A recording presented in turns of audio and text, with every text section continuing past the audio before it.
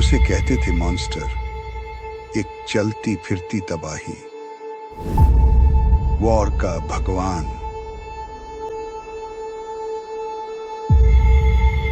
General, अगर इसे नहीं रोका तो हमारे पास कोई आर्मी ही नहीं बचेगी। उसने जंग लड़ी नहीं, खत्म की थी।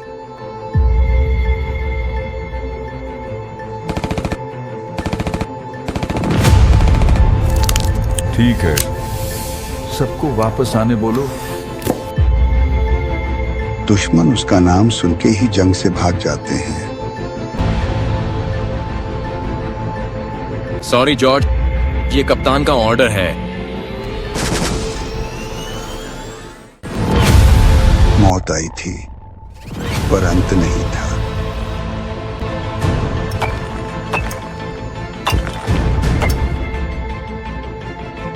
एक बेरहम दुनिया में फिर से जन्म, ताकत गई पर जंग की प्यास नहीं। उन्होंने एक लेजेंड को मारा, अब उन्होंने एक नाइटमेयर को जगाया है।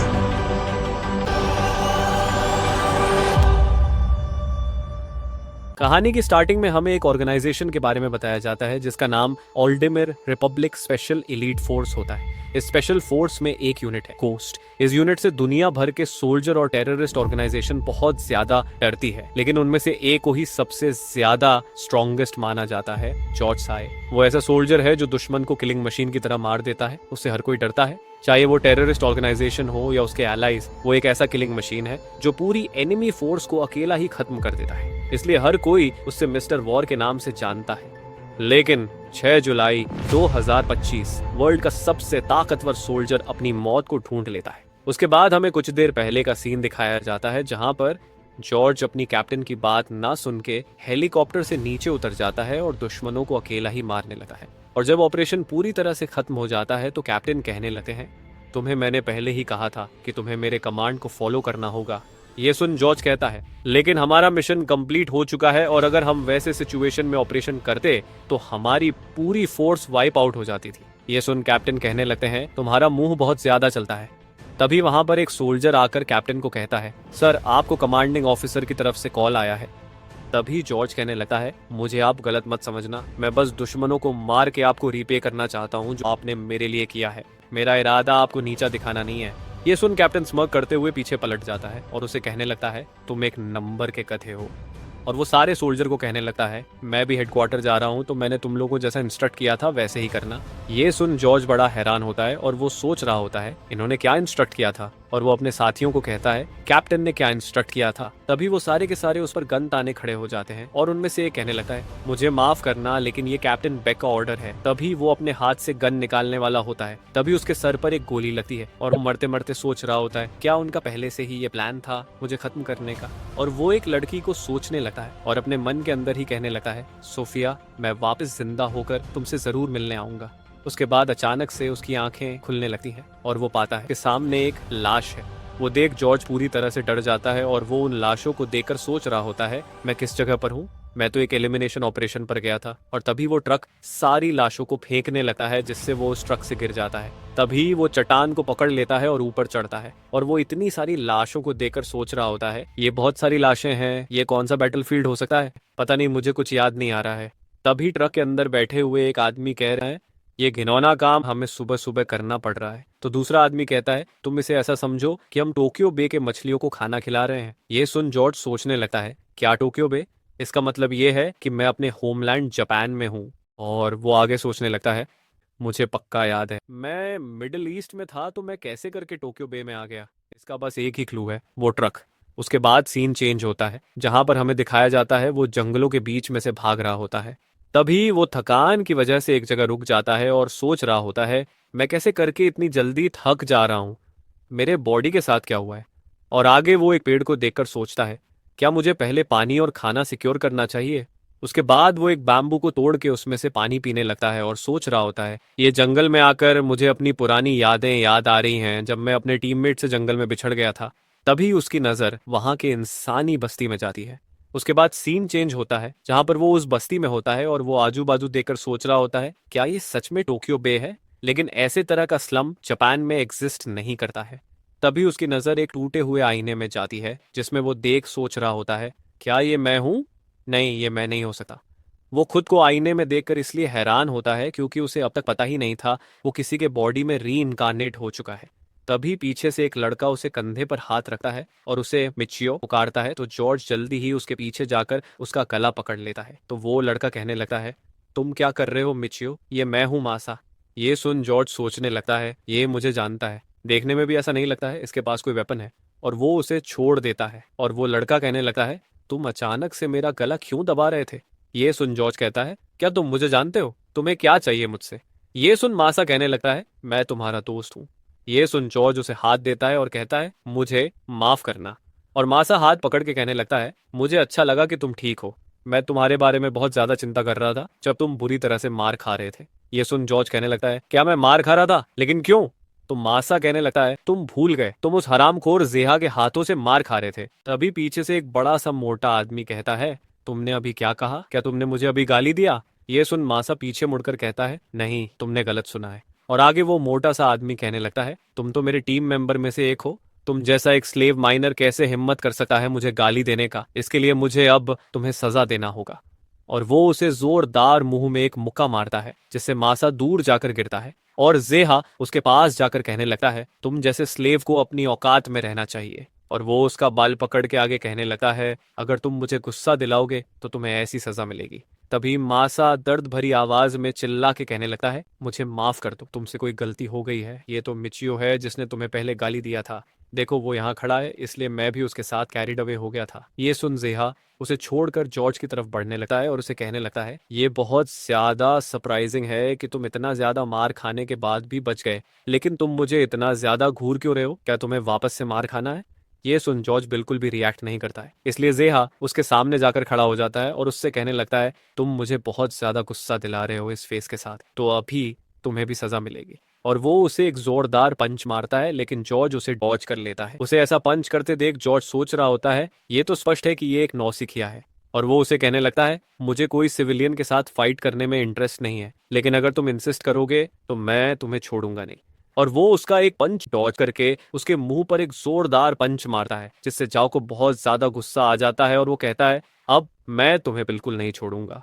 उसे पंच करने के बाद जॉर्ज सोच रहा होता है, मैंने उसे परफेक्ट काउंटर किया लेकिन वो नॉकआउट नहीं हुआ। क्या मेरी बॉडी इतनी ज्यादा वीक है?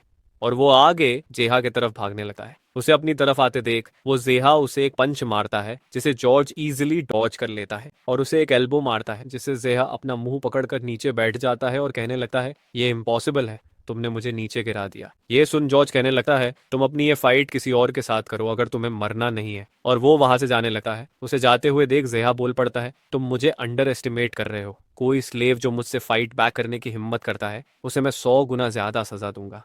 और वो अपने जेब से नाइफ निकालता है और जॉर्ज को मारने वाला होता है। तभी जॉर्ज पलट के उसके ऊपर अटैक करने वाला ही होता है। तभी बीच में एक छोटा सा बच्चा आके उसे धक्का मारता है। इस वजह से वो बच्चे को चाकू लगने वाला होता है, लेकिन तभी जॉर्ज आगे आके जेहा के हाथ को पकड़ लेता है और उसे कहने लगता है, जबकि तुमने एक नाइफ को निकाल लिया है तो अब तुम प्रिपेयर कर लो डेथ फाइट के लिए। और वो उसके गले में एक पाम स्ट्राइक मारता है। उसके बाद को उसे एक जबरदस्त सा पंच मारता है जिससे वो नीचे गिर जाता है। तो जॉर्ज उसके ऊपर बैठ के उसे एक पंच मारने वाला होता है, इसलिए जेहा कहने लगता है, रुको, ऐसा मत मारो। तो जॉर्ज कहने लगता है, मुझे रुकने की कोई जरूरत नहीं है, ये फाइट टू डेथ है। और वो उसके मुंह पर बहुत जोर की एक पंच मारता है जिससे उसके नाक से खून निकलने लगता है। और वो उसे मारने के बाद सोचने लगता है, इसे मैंने अपने पूरी बॉडी वेट के साथ पंच किया, लेकिन मैं बस इसे इतना सा ही डैमेज दे पाया। मुझे इसका जल्दी कुछ करना पड़ेगा, ये बॉडी बहुत ही ज्यादा कमजोर है। तभी वो बच्चा उसे चिल्ला के कहने लगता है, तुम ये क्या कर रहे हो मिचियो? ये सुन जॉर्ज कहता है, क्या हम दोनों एक दूसरे को जानते हैं? तो बच्चा कहने लगता है, क्या तुम अभी कोई मजाक कर रहे हो? तो जॉर्ज कहने लगता है, एक्चुअली मेरा मेमोरी लॉस हो चुका है। ये सुन बच्चा कहने लगता है, ये मैं हूँ, क्यों? मैं तुम्हारे घर के बाजू में ही रहता हूँ। ये सुन जॉर्ज कहने लगता है, लेकिन मुझे माफ करना, मैं तुम्हारा नाम याद नहीं कर पा रहा हूँ। और वहां से जाने लगता है। उसे जाते देख क्यू भी उसके पीछे भागते हुए जाता है और कह रहा होता है, क्या तुम मेरा नाम भी भूल चुके हो? दूसरी तरफ जिया उसे जाते हुए देख बहुत ज्यादा गुस्सा हो रहा होता है और सोच रहा होता है, अभी मैं उसे बहुत ही बड़ा वाला सजा दूंगा।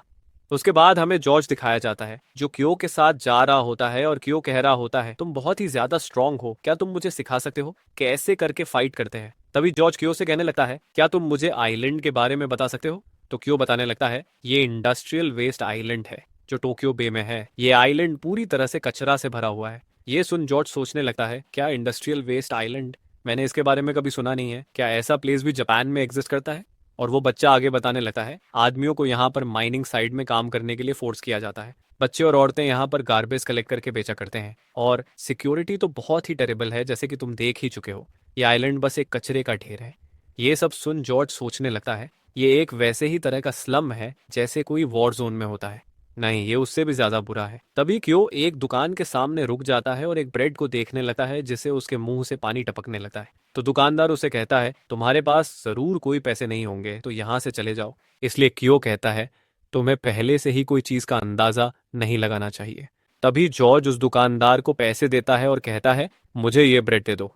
और वो ब्रेड लेके कियो को देता है जिसे कियो बहुत ही ज्यादा खुश हो जाता है और जॉर्ज कहने लगता है तुमने जो मुझे अभी इन्फॉर्मेशन दिया है ये उसके लिए मैं तुम्हें दे रहा हूँ।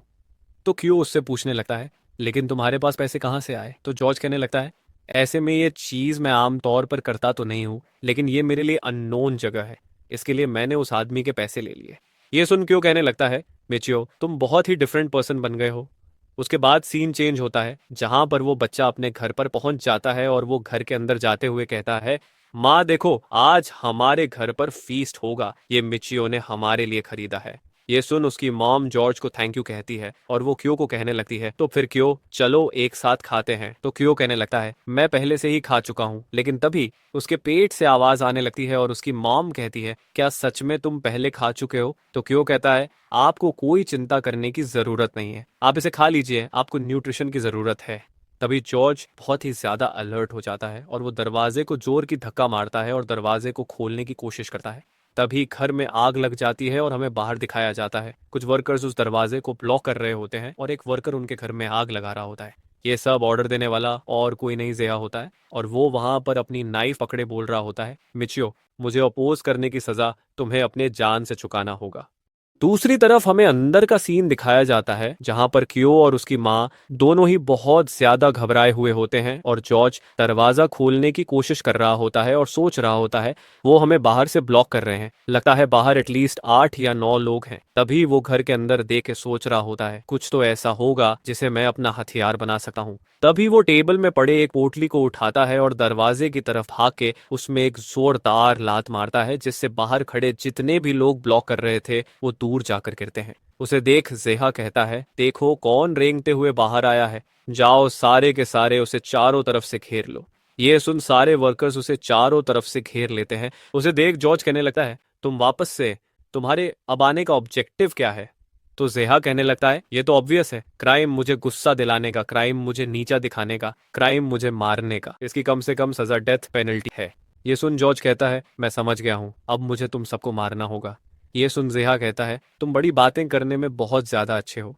तभी जॉर्ज नीचे बैठ जाता है और क्यो और उसकी माम को कहता है जैसे ही तुम्हें कोई ओपनिंग दिखे यहाँ से भाग जाना। तभी एक वर्कर उसकी तरफ नाइफ लेकर आ रहा होता है तो मिचियो नीचे से उठाए हुए पत्थर को वो पोटली के अंदर डाल के उस वर्कर के सर पर बहुत ही जोर की मारता है जिससे देख सारे के सारे लोग शॉक होते हैं और वो वर्कर नीचे गिर जाता है। तभी जॉर्ज हमें वेपन के बारे में बताने लगता है ब्लैक जैक। ये एक ऐसा वेपन है जिसे हम क्लॉथ और स्टोन की मदद से बना सकते हैं। इस वेपन के सेंट्रीफ्यूगल फोर्स को यूज करके एनिमी को स्ट्राइक किया जाता है और इसके स्ट्राइक से जो ट्रेमेंडस इम्पैक्ट पड़ता है उससे दुश्मन बुरी तरह से जख्मी हो जाता है। ये वेपन का विस्कस फोर्स इतना जबरदस्त है कि टॉप क्लास असैसिन को भी फेवर कर सकता है। ये एक ऐसा डेडली वेपन है जो स्पेशलाइज्ड है ह्यूमन बॉडी को डिस्ट्रॉय करने के लिए। दूसरी तरफ ज़ेहा अपने वर्कर्स को इतनी बुरी तरह से मार खाते देख उसकी आंखों में डर साफ नजर आता है और तभी जॉर्ज सारे वर्कर्स को पूरी तरह से पीट चुका होता है, इसलिए वो ज़ेहा की तरफ बढ़ने लगता है। तो ज़ेहा कहने लगता है तुम मेरे साथ पंगा मत लो और वो उसकी तरफ चाकू लेकर बढ़ने लगता है। जैसे ही वो थोड़ा जॉर्ज के पास आता है जॉर्ज उसके हाथ में उस पोटली से मारता है जिससे उसका हाथ बुरी तरह से जख्मी हो जाता है। इस वजह से उसके हाथ से नाइफ गिर जाता है और वो अपना हाथ पकड़ के नीचे बैठ जाता है और जॉर्ज उसके सामने आके उसे खतरनाक वाला डेथ स्टेयर देता है जिससे ज़ेहा कहने लगता है रुको रुको मैं तुम्हें कोई सजा नहीं दूंगा। तो जॉर्ज अपना अटैक रेडी करते हुए कहने लगता है, अफसोस, डेंजरस एलिमेंट जो मेरी लाइफ को थ्रेटन कर सकते हैं उसे मुझे कंप्लीटली इरेज करना होगा।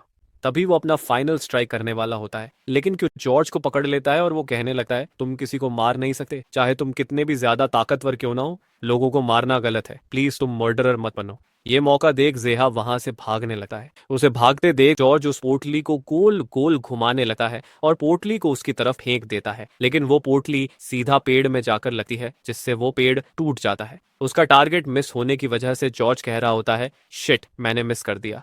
उसके बाद हमें रात का सीन दिखाया जाता है जहां पर जिहा एक वेयरहाउस के अंदर होता है और वो एक आदमी को कह रहा होता है, प्लीज मिचियो को पनिश करो, उसने मुझे बुरी तरह से पीटा है, वो बंदा पूरी तरह से आउट ऑफ कंट्रोल हो चुका है। तो वो आदमी सोफा से उठता है और कहने लगता है, ये तो अनफॉरगिवेबल है। ये सुन जिहा कहने लगता है, हाँ सर। और वो आदमी उसे बहुत जोर के मुंह पर पंच मारता है और कहने लगता है, एक साइट सुपरवाइजर जो एक स्लेव से मार खाकर आया है, ये चीज लिटरली अनफॉरगिवेबल है। और वो उसे और भी पीटने लगता है और उससे पीटने के बाद वो बोलता है, लगता है उसे पीटने में मजा आएगा।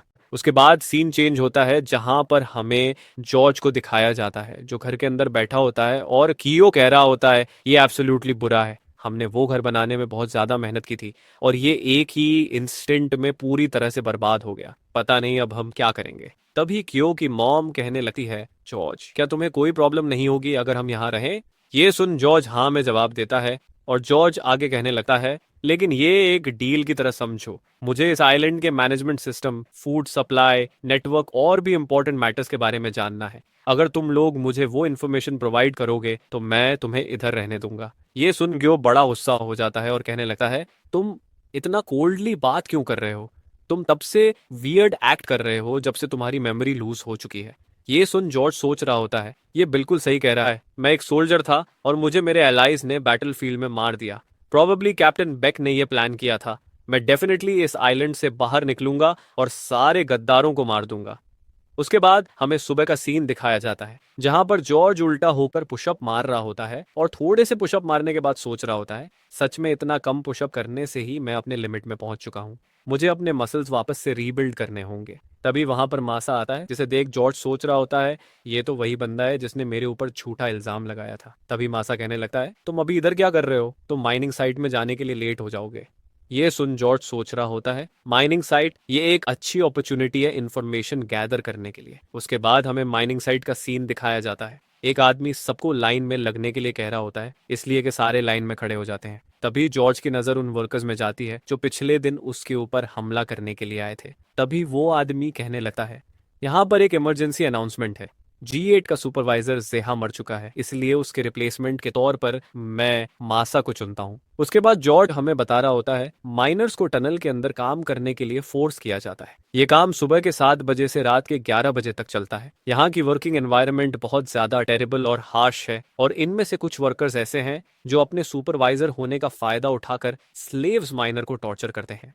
तभी वहां पर दूसरे टीम का सुपरवाइजर अपने टीम मेट को मार रहा होता है, जिसे देख G8 का एक चश्मिश माइनर डर जाता है। तभी उस माइनर के पास मासा आता है और कहने लगता है, तुम्हें दूसरे टीम के सुपरवाइजर को देखकर डरने की जरूरत नहीं है, मैं यहाँ का सुपरवाइजर हूँ, मैं तुम लोगों को बिल्कुल नहीं मारूंगा, तो चलो हम अपने पेस से डिग करते हैं।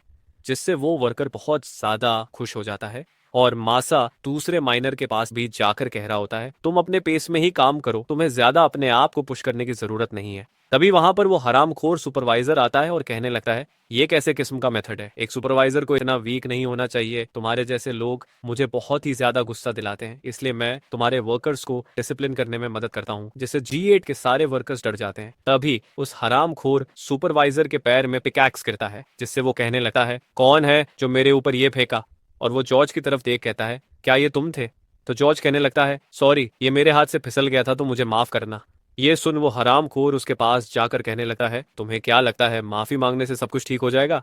लगता है कि तुम ही वो पर्सन हो जिसे मैं पहले डिसिप्लिन सिखाने वाला हूँ। तभी वहां पर हमें उस ब्लॉन्ड हेयर वाले आदमी को दिखाया जाता है, जिससे वो हरामखोर सुपरवाइजर बहुत ही ज्यादा डर जाता है। और ब्लॉन्ड हेयर वाला आदमी कहता है, लगता है यहाँ पर एक फाइट चल रही है, तो फिर मुझे भी ज्वाइन होना है। ये सुन वो हरामखोर सुपरवाइजर कहने लगता है, नहीं नहीं, मैं आपके साथ कैसे फाइट कर सकता हूँ। ये सुन वो ब्लॉन्डी बहुत ही ज्यादा गुस्सा हो जाता है और अपना पंच रेडी करते हुए कह रहा होता है, अगर तुम लड़ने नहीं वाले हो तो तुम्हें जिंदा भी नहीं रहना चाहिए। और वो उसे एक राइट हुक टेम्पल में मारता है। उसकी पावर को देख सारे के सारे वर्कर्स बहुत ही ज्यादा हैरान होते हैं और जॉर्ज भी सोच रहा होता है ये बस पावर नहीं है, उसने उसके वाइटल पॉइंट में प्रिसाइसली अटैक किया है। तभी वो ब्लॉन्डी कहने लगता है तो फिर अगला कौन है, और जॉर्ज की तरफ देखकर कहने लगता है क्या तुम मुझसे फाइट करोगे। तो जॉर्ज कहने लगता है मैं मीनिंगलेस फाइट में बिलीव नहीं करता। ये सुन पीछे से मासा कहने लगता है मिचियो तुम्हें रिस्पेक्टफुल लैंग्वेज में बात करनी चाहिए।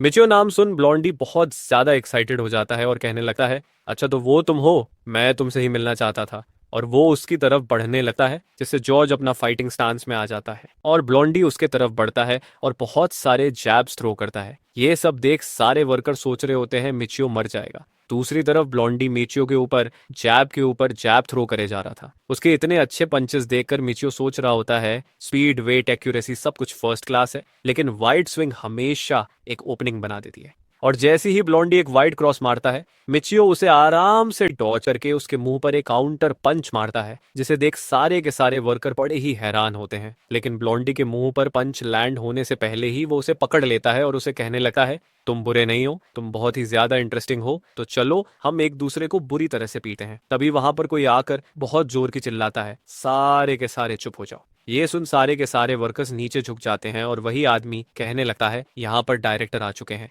तभी हमें दिखाया जाता है डायरेक्टर, जिसे देख मिचियो सोच रहा होता है तो यही है जो आइलैंड के चार्ज पर है। और डायरेक्टर कहने लगता है कुसनागी तुम एक स्लेव के साथ मीनिंगलेस फाइट क्यों कर रहे हो, क्या तुम ये चाहते हो कि मैं ब्लड ओथ फैमिली में ये चीज रिपोर्ट करूं।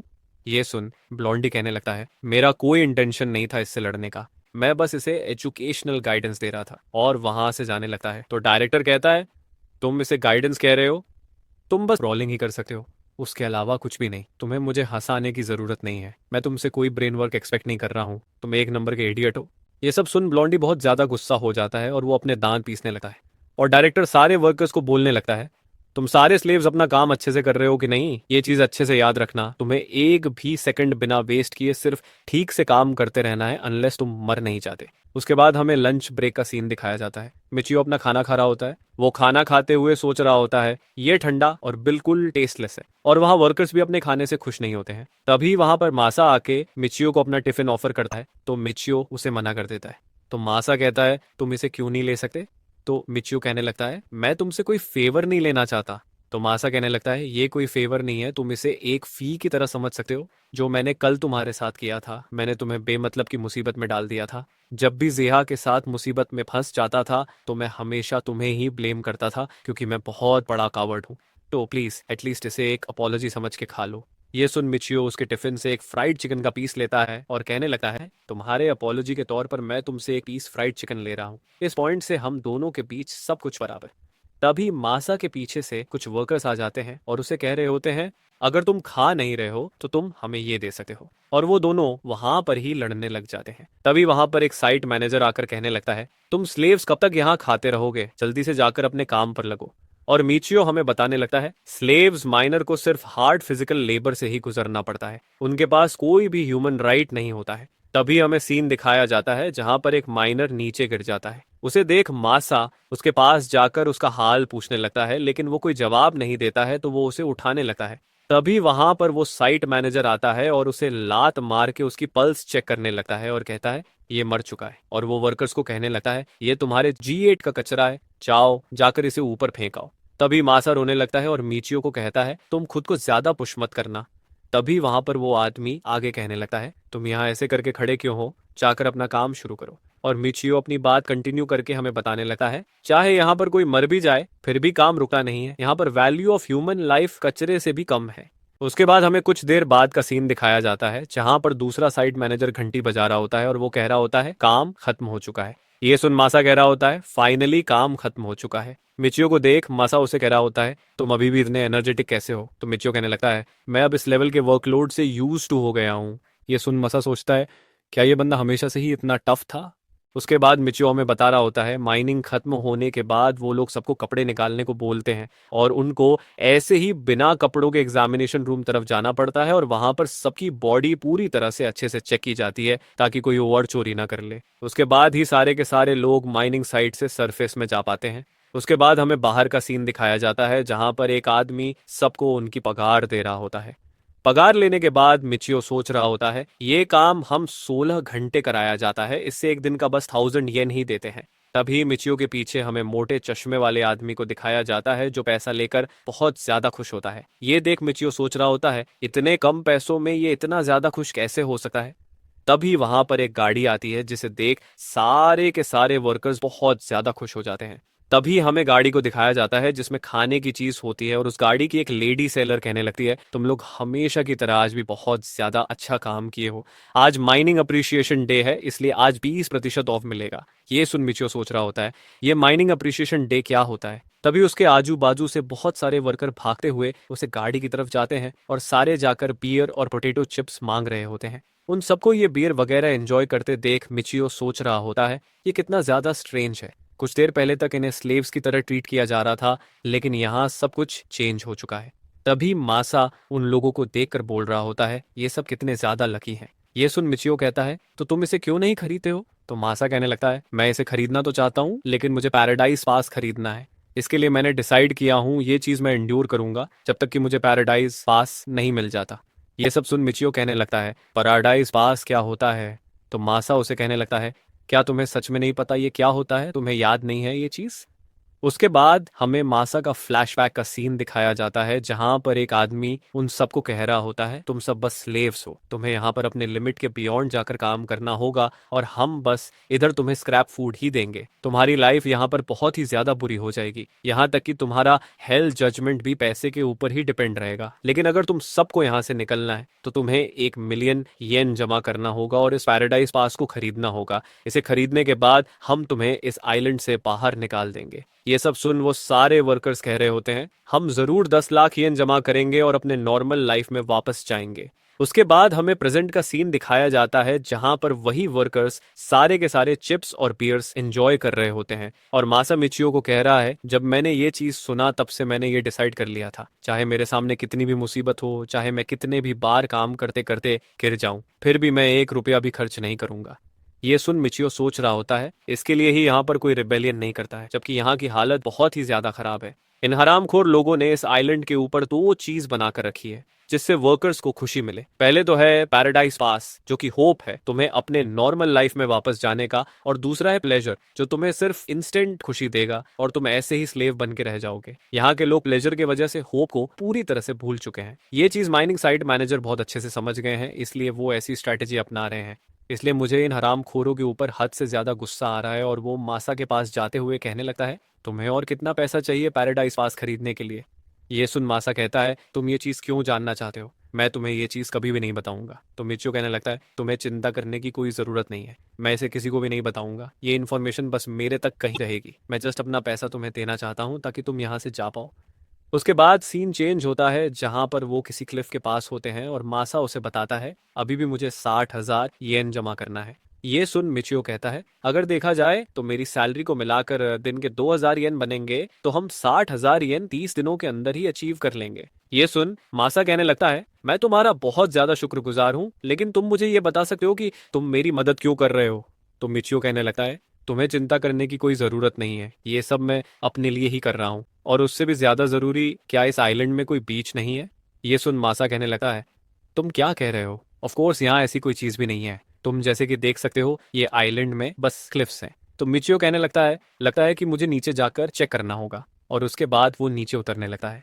ये देख मासा कहता है, ये बहुत ज्यादा डेंजरस है, यहाँ से एस्केप करना इलीगल है। तो मिचियो कहने लगता है, ये जो जगह है ये खुद में ही इलीगल है, तो मुझे ये लॉ के पाठ मत पढ़ाओ। तभी उसे कुछ आवाज सुनाई देती है। वो सुन मिचियो सोच रहा होता है, ये आवाज कैसी थी।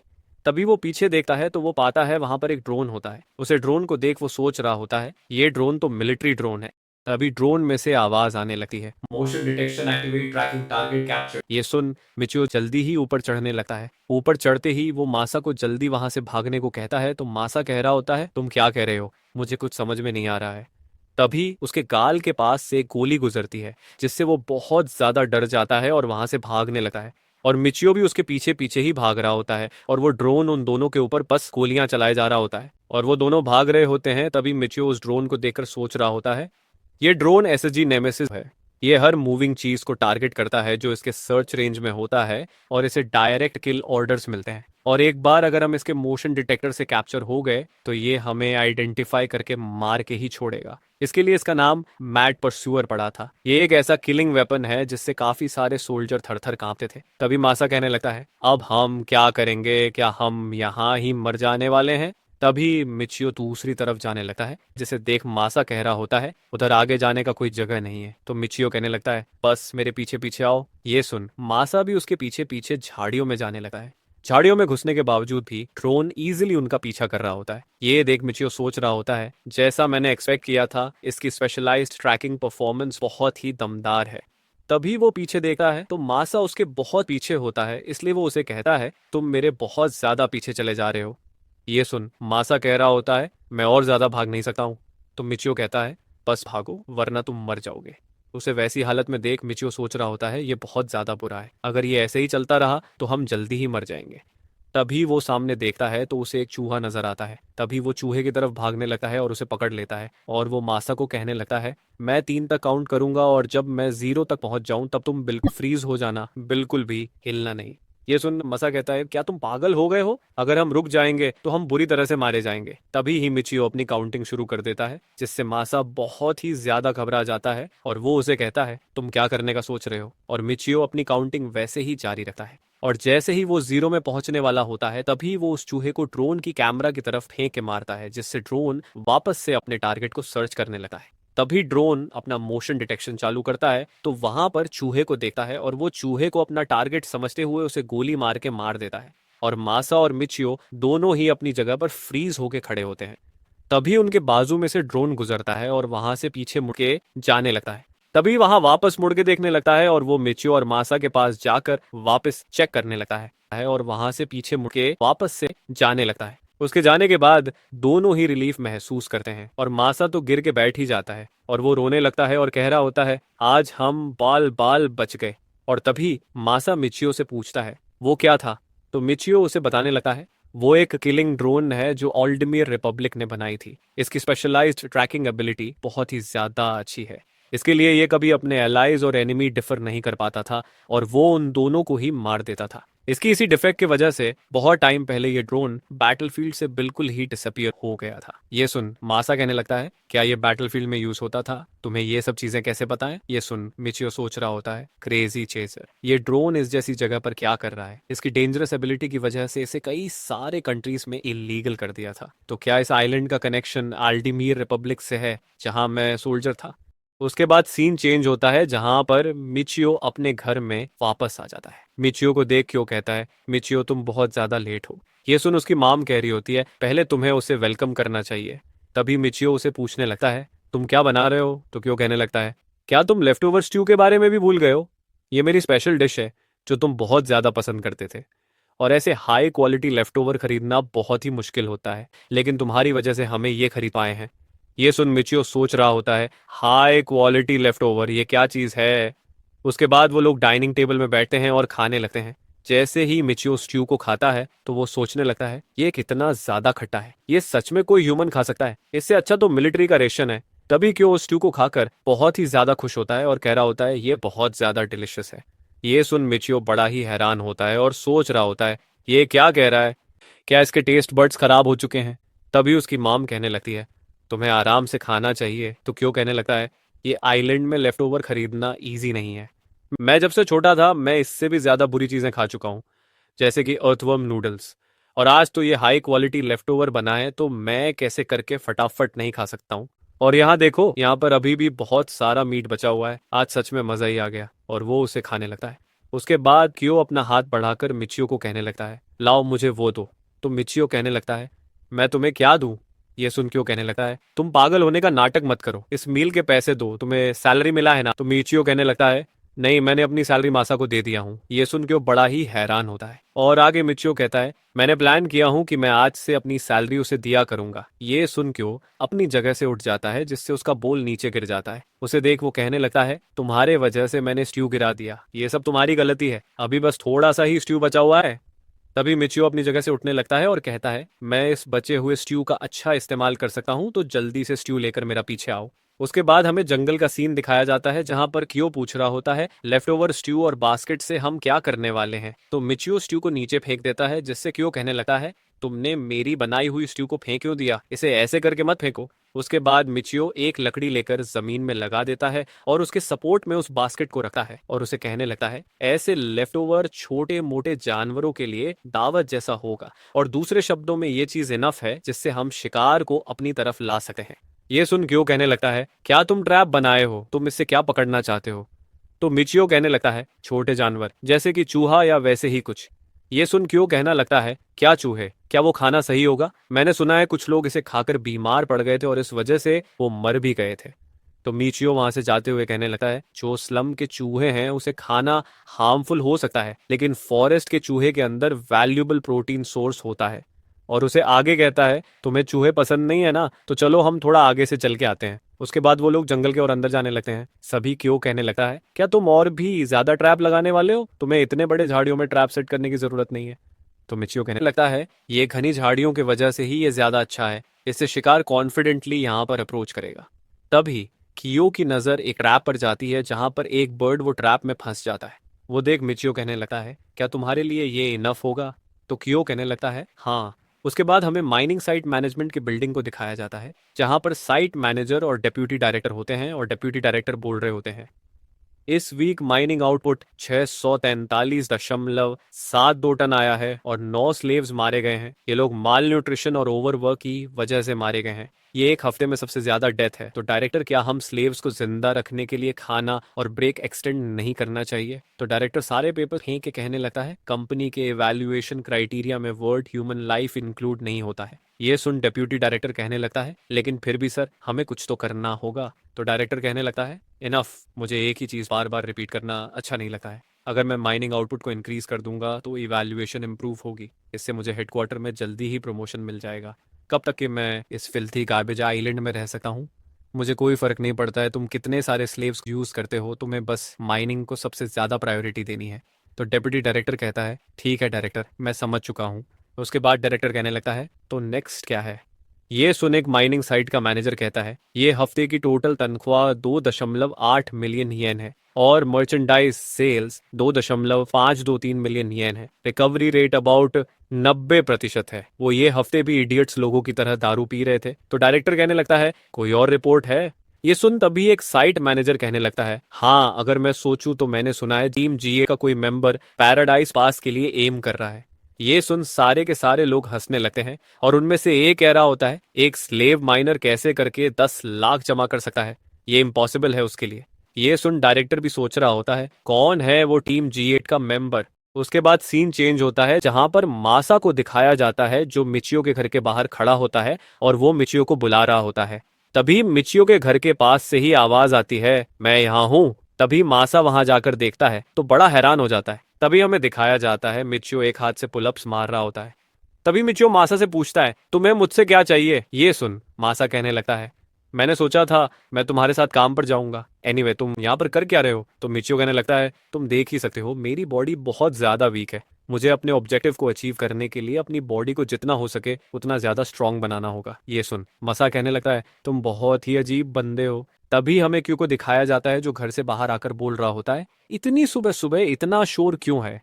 तभी वो मासा को देखते हुए बोलता है तुम कौन हो। तो मासा उसकी तरफ देखता है और कहता है ये मैं हूं मासा, मिचियो का वर्कमेट।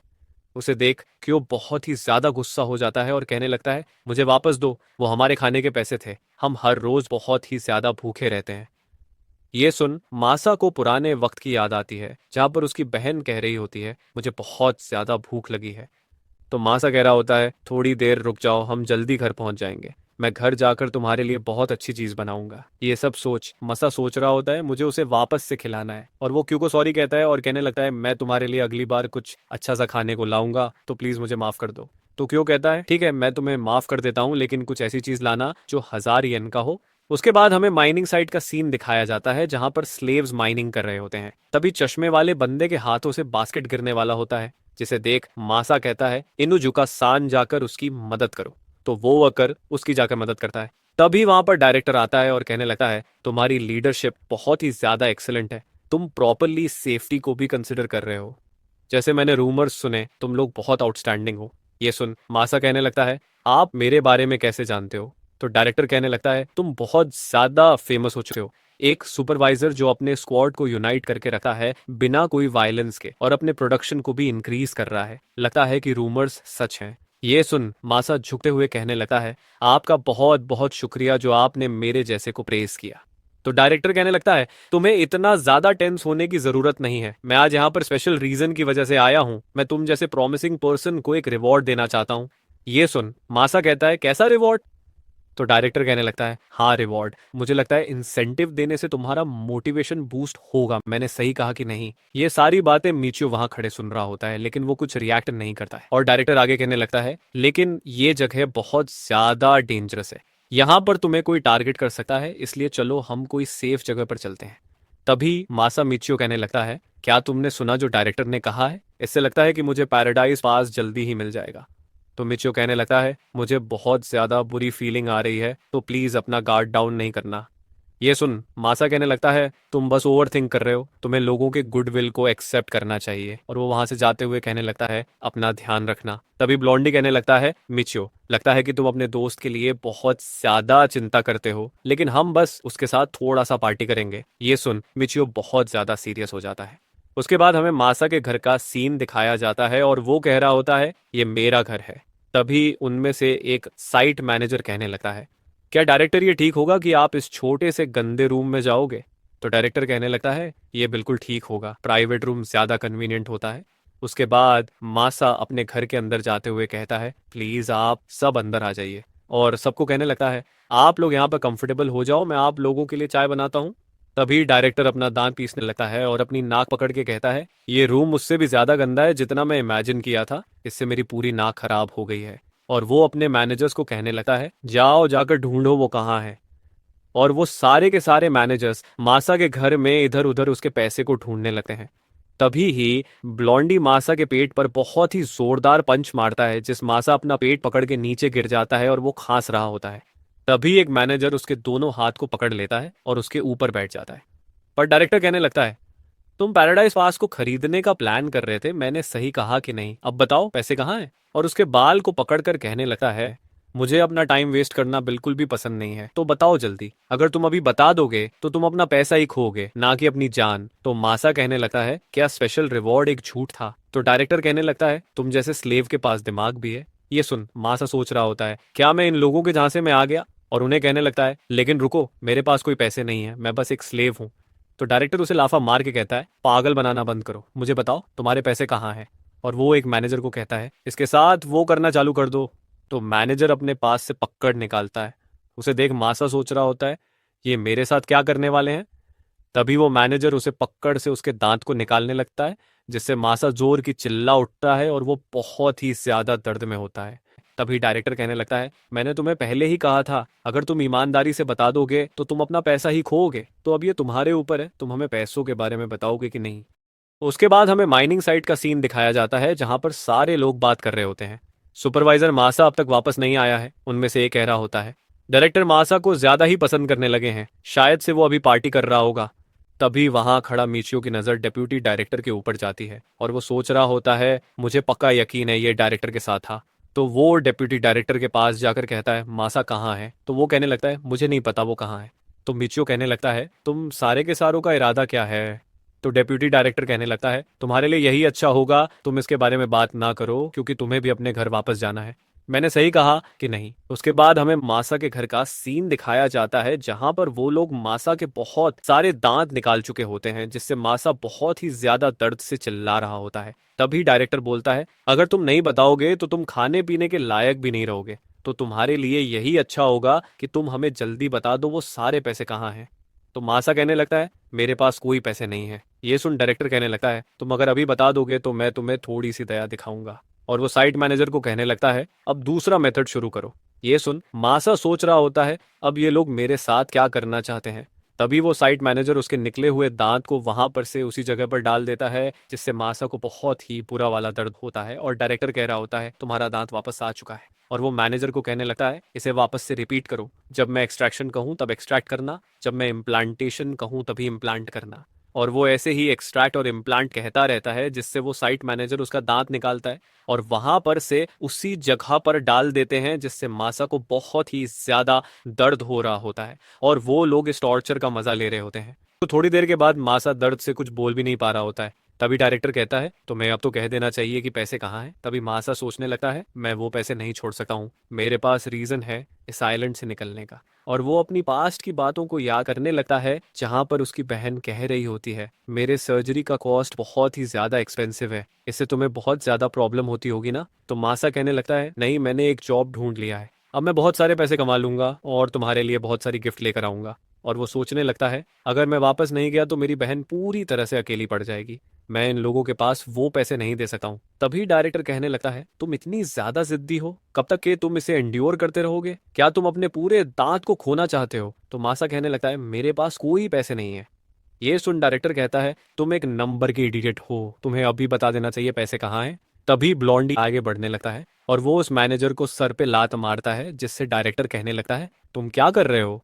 तो ब्लॉन्डी कहता है तुम अभी भी समझे नहीं, इन लोगों का मेथड इसके ऊपर कोई काम नहीं कर रहा है, तो ये चीज मुझे ही संभालने दो।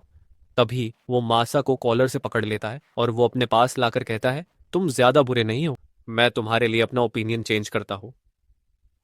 और वो अपना मुक्का बनाकर उसके पेट में बहुत ही जोर की पंच मारता है, जिससे उसकी रिब्स टूट जाती हैं और उसके मुंह से खून निकलने लगता है और वो अपना पेट पकड़ के नीचे बैठ जाता है।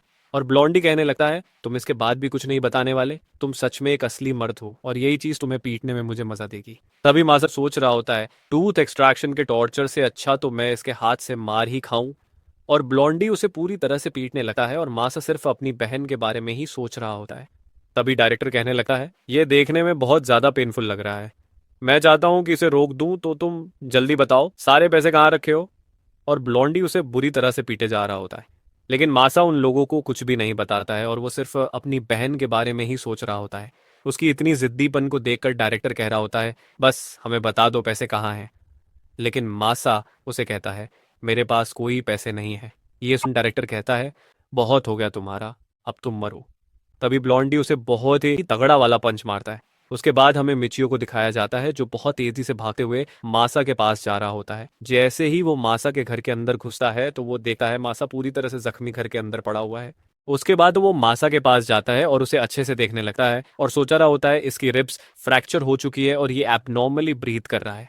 इसका मतलब ये है कि टूटे हुए रिब्स के बोन्स लंग्स को भी डैमेज कर चुके हैं, नेजल बोन भी फ्रैक्चर हो चुका है, प्लस स्कल में भी मल्टीपल फ्रैक्चर है, मुंह में भी स्टैब के भी घाव हैं और बहुत सारे दांत भी टूट गए हैं। पल्स भी बहुत ज्यादा वीक है और देखने में ऐसा लगता है इसे ट्रॉमेटिक शॉक लगा है। पता नहीं इसे कैसे करके टॉर्चर किया गया था जिससे इसकी ऐसी हालत हो गई।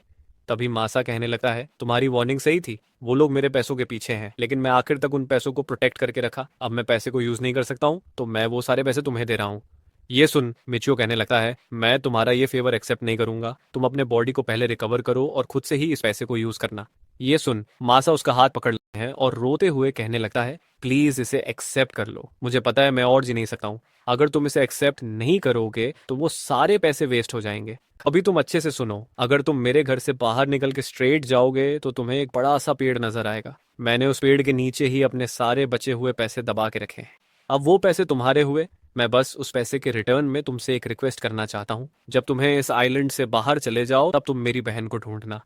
और वो अपने मन में ही अपने पास्ट की यादों को याद करने लगा है, जिसमें उसकी बहन उसे हैप्पी बर्थडे विश कर रही होती है और उसे एक कपड़ा देती है जिसे लेकर मासा कह रहा होता है क्या ये उसी स्कर्ट की फैब्रिक है जिसे तुम बहुत ज्यादा पसंद करते हो। तो उसकी बहन बोलती है मैं बस तुम्हें ये प्रेजेंट देना चाहती थी क्योंकि तुम मेरे लिए बहुत ज्यादा हार्ड वर्क करते हो। और वो आगे मिचियो को कहने लगता है वो बहुत ही ज्यादा अच्छी लड़की है, सो प्लीज तुम उसे ढूंढना। तो मिचियो कहने लगता है मुझे माफ करना, मैं तुम्हारे इस प्रॉमिस को एक्सेप्ट नहीं कर सकता हूँ। ये सुन मासा कहने लगता है प्लीज मैं तुमसे भीख मांगता हूँ, मेरी बहन का नाम यूई हानजो यूई है, तुम जब मेरी बहन से मिलोगे तो उसे कहना उसका भाई उसे बहुत ज्यादा प्यार करता है और उसे थैंक यू भी कहना जो भी उसने मेरे लिए किया है। और वो वहां ही अपना दम तोड़ देता है। तभी मिचियो उसकी आंखों को बंद करने लगता है जिसमें से बहुत सारी आंसू निकल रही होती है और उन आंसुओं में मासा की बहुत सारी यादें भी होती हैं। उसके बाद मिचियो मासा की बॉडी लेकर उसे पेड़ की तरफ जाने लगता है और उस पेड़ के पास पहुंच के उसे पैसे को निकालने लगता है। जब वो उस पैसे को निकाल लेता है तो मासा की तरफ देखकर कहता है मैंने ये चीज निकाल लिया है। और वो मासा के हाथ में उसकी बहन के दिए कपड़े को निकाल के अपने मुंह में बांध लेता है। तभी वहां पर डायरेक्टर आता है और वो मिचियो को कहता है, तुम्हारा बहुत बहुत शुक्रिया जो तुम हमें यहाँ तक लेकर आए। लगता है कि ये मर चुका है। ये बहुत ही बड़ा गधा था। इसने इतना कुछ सहा, लेकिन ये अपनी जान और पैसा दोनों ही खो बैठा। ठीक है, अब वो पैसे हमें दे दो। तो मिचियो खड़े रहकर कहता है, मैं तुम्हें ये पैसे नहीं दूंगा। ये सुन, डायरेक्टर कहता है, तुम उसी की तरह एक कचरा हो। और वो अपने मैनेजर्स को उसे मारने का ऑर्डर देता है। उन लोगों को आते देख मिचियो उनकी तरफ बढ़ने लगता है और वो पहले वाले आदमी को बहुत ही जबरदस्त मुंह पर पंच मारता है और दूसरे वाले को एक स्पिनिंग एल्बो मारता है और तीसरे वाले को एक तगड़ा राइट अपरकट मारता है और डायरेक्टर को कहने लगता है, ये पैसे मुझे मासा ने दिया है। अगर तुम में से कोई भी ये पैसे छीना चाहेगा तो मैं उसे मार दूंगा। तभी डायरेक्टर अपने जेब में से बंदूक निकालता है और कहने लगता है कि मुझे आज अपने हाथ गंदे करने होंगे। तभी ब्लॉन्डी उसका गन पकड़कर कहता है, तुम्हें अपने बुलेट्स को बर्बाद करने की जरूरत नहीं है, मैं इसे अभी सबक सिखाता हूँ। वैसे भी हमारा पहले का हिसाब क्लियर करना बाकी है।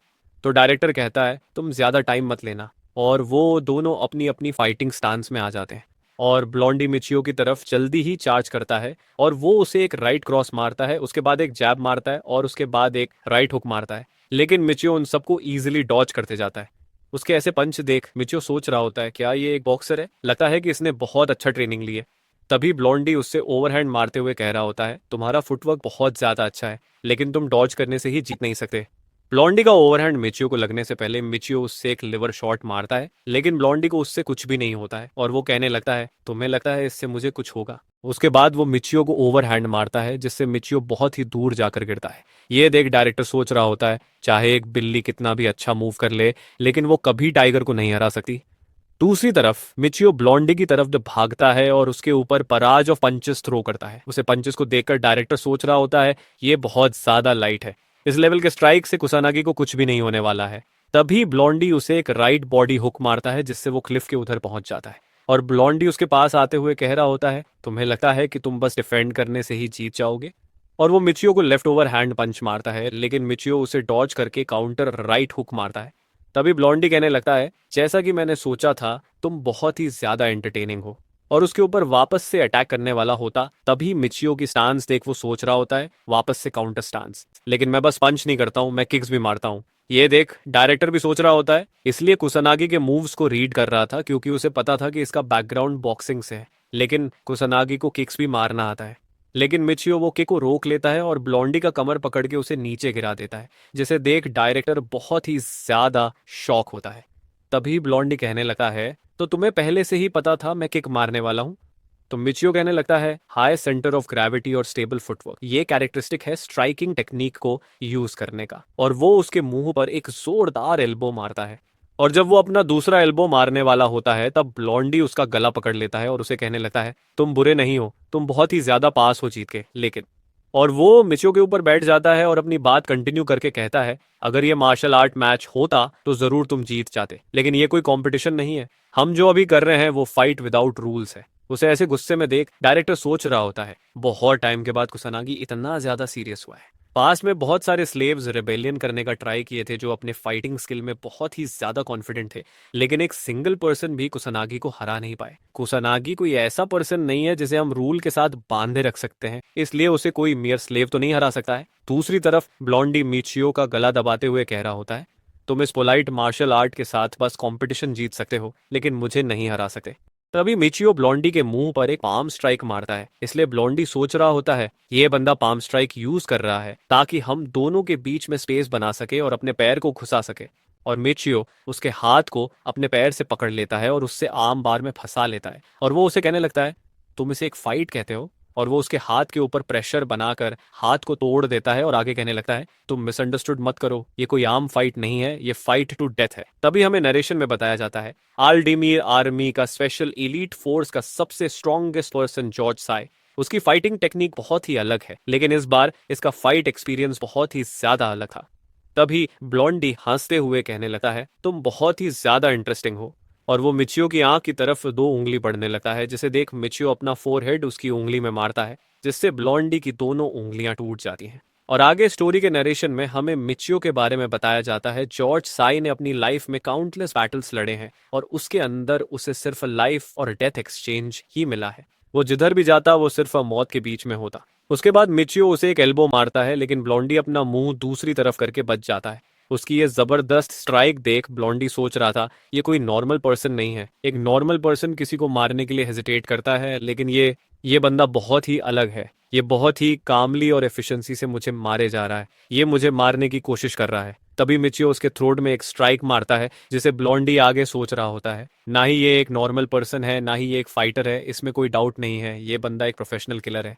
तभी हमें स्टोरी के नरेशन में आगे बताया जाता है जॉर्ज साई जो टेक्निक यूज करता है उसका नाम कार्व मारा है। ये टेक्निक काफी सारे कंट्रीज के स्पेशल फोर्स यूज करते हैं। इसे वर्ल्ड का सबसे strongest close combat fighting style माना जाता है।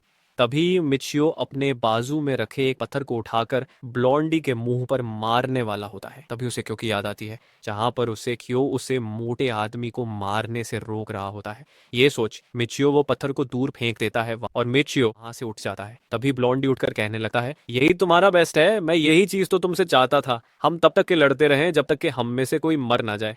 तभी मिचियो स्टांस लेता है, लेकिन तभी मिचियो को कुछ एहसास होता है। तभी डायरेक्टर उसके ऊपर गोली मारते हैं, लेकिन मिचियो उससे बच जाता है और वो गोली ब्लॉन्डी को जाके लगती है। इसलिए मिचियो क्लिफ की तरफ जाता है और वहां जाकर एक हाथ से लटक जाता है और दूसरी तरफ डायरेक्टर कह रहा होता है मैंने मिस कर दिया, वेल व्हाटएवर, मैं एक लूजर डॉग को तो पनिश कर पा रहा हूँ। ये सुन ब्लॉन्डी उसे गाली दे रहा होता है और डायरेक्टर आगे कहता है तुम खुद को समझते क्या हो, तुम एक यूजलेस कुत्ते हो जो बस स्लेव्स को पीटने के काम आता है, लेकिन अब तुम वो कुत्ते नहीं रहे।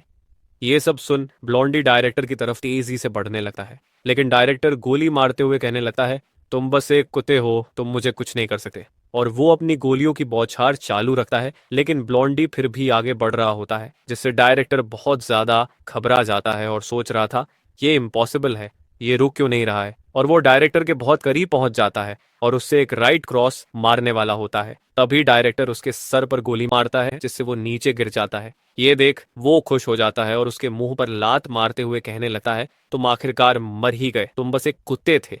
और वो उसे और भी ज्यादा लात मारने लगता है। तभी वो अपने सारे मैनेजर्स को कहने लगा है तुम कब तक के यहाँ पर आराम करने का सोच रहे हो, जल्दी से उठो, जाकर ब्लड ओथ फैमिली को बताओ कि कुसानागी स्लेव के हाथों मारा गया है।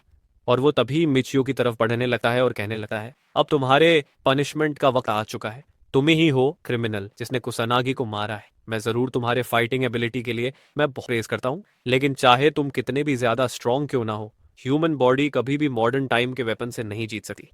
ये सुन मिचियो अपने दोनों हाथ ऊपर उठा लेता है, जिसे देख डायरेक्टर और ज्यादा खुश हो जाता है और कहने लगता है तुम गन देकर सरेंडर करने का सोच रहे हो, लेकिन मैं तुम्हें मारने वाला हूँ। तुमने मेरे टाइम को बर्बाद करने का क्राइम किया है और तुम्हारी वजह से ही मेरी बहुत सारी बुलेट्स बर्बाद चली गई। ये तुम्हारी मिस्टेक थी कि तुमने सोचा तुम क्लिफ में लटक के वहां से भाग सकते हो। तभी मिचियो कहने लगता है जैसा मैंने प्लान किया था। तभी डायरेक्टर की खुशी भंग हो जाती है और कहता है ये साउंड कैसा है। तभी हमें वहां पर ड्रोन को दिखाया जाता है जिससे डायरेक्टर बहुत ही ज्यादा घबरा जाता है